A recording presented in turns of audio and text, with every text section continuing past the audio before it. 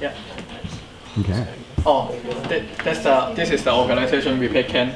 The director and editor guild of Ottawa Museum. DGANS for short. Welcome to DGANS.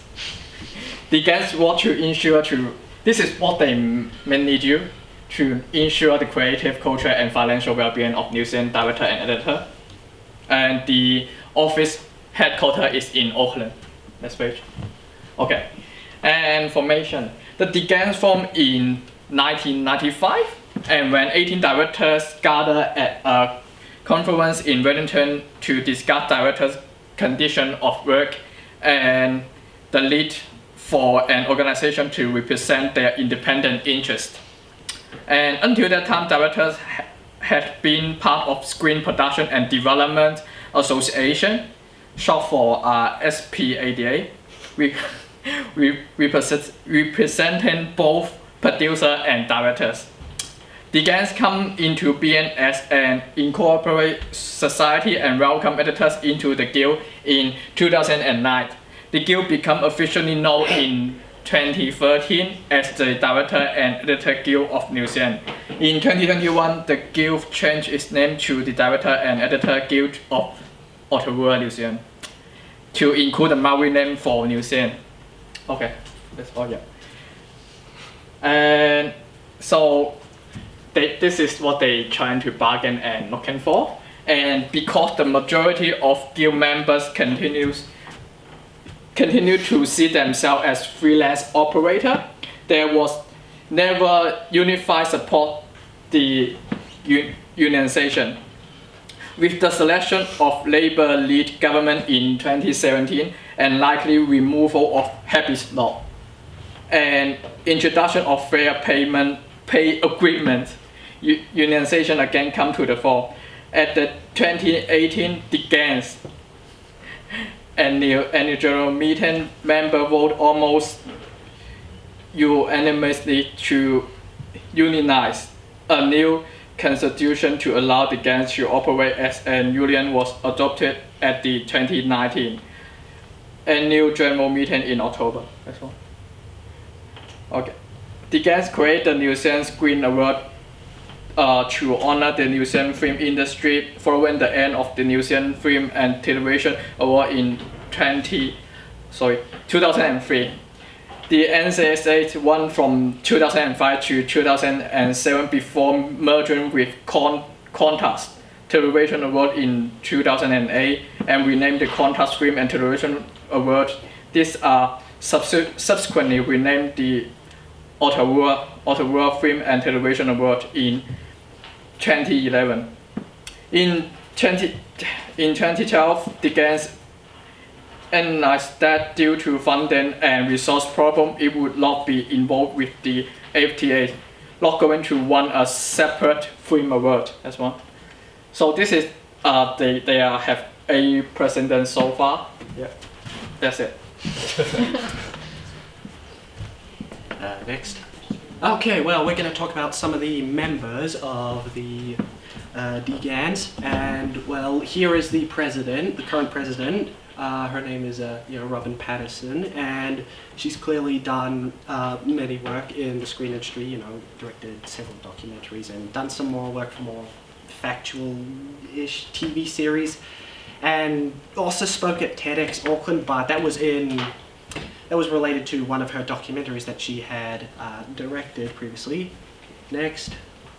Now this is their vice president. His name is Stephen Chow. Now, like with President previously mentioned, he has also been involved and made certain short films and other things, but he's also expanded it to art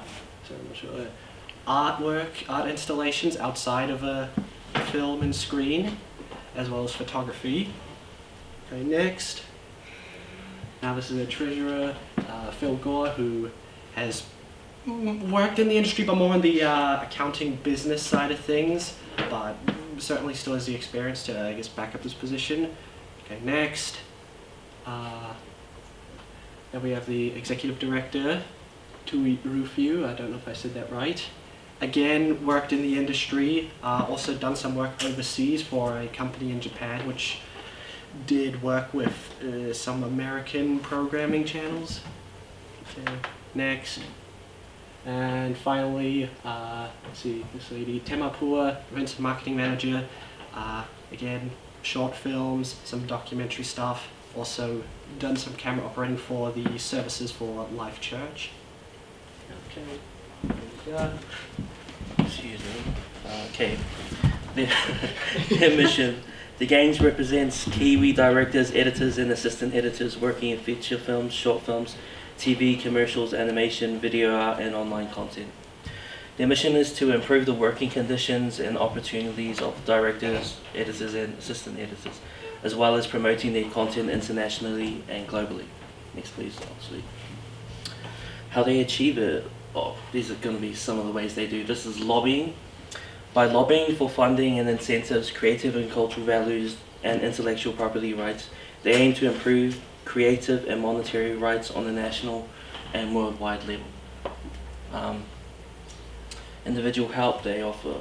As a part of their mission to help directors, editors, and assistant editors, they provide members free legal advice as well as general advice for career development. Next, please. They also help fight for equal opportunity. The Gangs works to provide a safer and more welcoming film industry, creating workshops centered around diversity and anti-bullying. They push for representation of minorities and has created a code of conduct to hold NZ's film industry to a higher standard. Monetary help. The Gangs also helps to make sure members are being paid appropriately, whether it be by providing contracts or by ensuring that members are able to receive royalties through partner organisation ASD, ASDAX, I guess, Australian Screen Directors Authorship Collecting Society. Yeah, DGANS is a strong organisation. They're actively involved in other communities and guilds outside of themselves. Their biggest founder is New Zealand Film Commission, and alongside that, just slightly not as supportive as New Zealand on Air. They work hard with communicating with them to push for what directors and editors want. They're also a large founding member of the Screen Industries NZ, which is a wide body that holds different organisations like Women in Film and Television, New Zealand Writers Guild, and quite a few others. So through CINZ, which is the Cinema Industries New Zealand, Screen Industries, they're promoting and encouraging cooperation to build a healthier film industry in New Zealand, which is really good. And they're pushing specifically again for directors and editors and advocating for what they want specifically. What they advocate for. I think the biggest one out of all of this is the remunerative rights. What that means is that the workers, the directors and editors in this case, are entitled to get their payment, their compensation, and paid equivalent to what they contributed to their work. It's very important that you're supported and you get back what you put into it. And so that's one of the biggest things they advocate for, is making sure you get what you're seeking and what you put into it.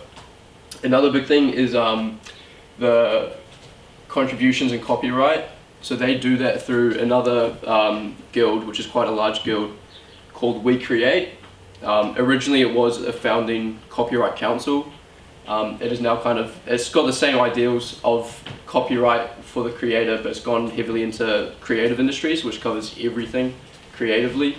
That's another great organisation they're a big part of, which, yeah, that's it there.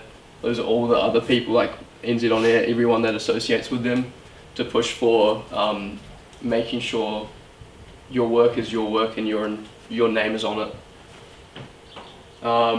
Another great thing is working with Immigration New Zealand. That's to push for keeping New Zealanders making films inside New Zealand instead of outsourcing internationally. And because we're growing since COVID with larger businesses and stuff like Amazon and Netflix, it's good to keep it within the country of us making it. Types of memberships. Full, associate, and student. full, they've split it into 3 tiers, which is based off like an income bracket essentially. How much you can make in the industry is like how well you're doing, and that affects your annual billing, the rate you have to pay. Associate is for anyone that's really dedicated to the guild and what it proposes, but you don't want to, you're already involved in another one as a full-time member, so you can only be an associate. Student member, that's the cheapest, which is great for us. You just have to prove that you're studying tertiary in New Zealand. Benefits, these are all the benefits, there's a whole bunch. Lloyd covers half of them. One specifically I will go into is the rates and workers bill. So that's next slide. This is on their website, all the things they support, like directing intimacy. They're very specific for editors, if you're like a lead editor or an assistant. Same with directing, and going into the rates cards, those are also very specific for the field you want to take. Explaining how much you should be paid, what your rate should be, everything about the contract, specific to the job as well, if it's documentary, short film, TV series, feature, a whole list. So yeah, the rates and workers bill, it helps to set clear expectations of your minimum rate, and support you for any production problems that could go wrong, like discrimination or harassment. So that's very important to have. They've got your back essentially for everything you go through in the industry. Specifically for editors, because they fall under technicians, is their qualified term in the industry. DGANS is allowed to have a collective bargain, is what it's called, where they can have a specific discussion with the company or production that you're about to join and work to terms to push for the best contract you could possibly get. That covers breaks, holiday pay, hourly rate, termination, and a whole